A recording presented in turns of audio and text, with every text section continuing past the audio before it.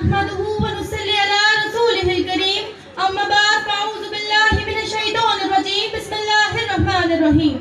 جناب صدر، محترم اساتذہ کرام اور میرے ہم مکتب ساتھیوں، السلام علیکم. آج مجھے جس موضوع پر لب کشائی کا موقع ملا ہے اس کا عنوان ہے شاعر مشرق، شاعر ملت، مفکر اسلام، مصور پاکستان علامہ محمد اقبال کا یہ خوبصورت شعر.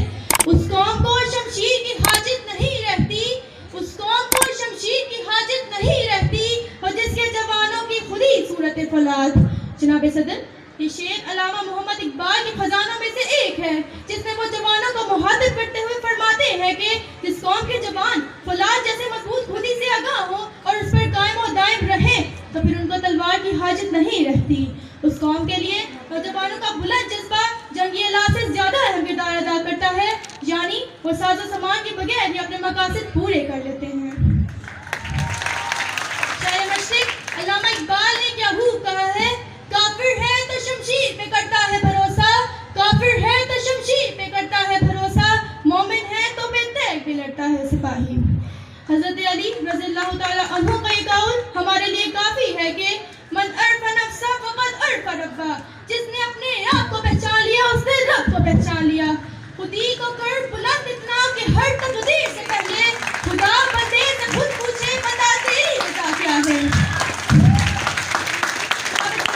علامہ اقبال جو بر صغیر کے واحد اور بے باک قائد جنہوں نے ہی دراصل سیاسی اور اقتصادی پابندیوں میں گھرے مسلمانوں کے احساس محرومی کو محسوس کیا اور ان کے لیے ایک الگ ہدایت کی ضرورت محسوس کی اور پھر دنیا نے دیکھا کہ انہوں نے اس جدوجہد کو کس طرح کی جامع پہنایا اور وہاں انہیں اپنے خطبہ الافبار میں جہاں مسلمانوں کی حمیت، حرمت اور عزت کو محفوظ کرنے کا حل صرف اور صرف بندوں کی غلامی سے آزادی بتلایا، وہاں اقبال نے اپنی شاعری کا سہارا لیا اور بالآخر آپ مسلمانوں میں ایک الگ وطن کی لگن اور ان کو اس منزل کی طرف گامزن کرنے میں کامیاب ہو گئے. غلامی میں ناکام آتی ہے شمشیریں نہ تدبیریں، جو حوضوں کے یقین پیدا تو کٹ جاتی ہے زنجیریں. جی ہاں، یہ علامہ اقبال کے خواب کے زور بیان سے ہی ہر مسلمان ایمان کی تصویر بن گیا. اقبال ہی تھے جنہوں نے متعدلوں کو حیاتی نور کا نغمہ سنایا، بھٹکے اور گروہوں کو آزادی کا درد دکھایا، مسلمانوں کو آزادی کا مفہوم سمجھایا، آسمان کی بلندیوں کو چھونا سکھایا، پلٹنا جھپٹنا اور جھپٹ کر پلٹنا بتلایا اور ان کو برابر بنایا. تیری مراد ایک بات تو بدل نہیں سکتی مگر ہے اس سے یہ ممکن کہ تو بدل جائے. تیری خودی میں اگر انقلاب ہو پیدا عجب نہیں کہ یہ چار سو بدل جائے.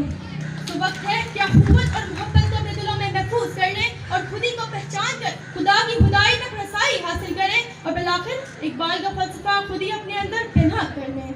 تو راز کن فقا ہے اپنی آنکھوں پر عیاں ہو جا، خودی کا راز دا ہو جا، خدا کا ترجمہ ہو جا. شکریہ.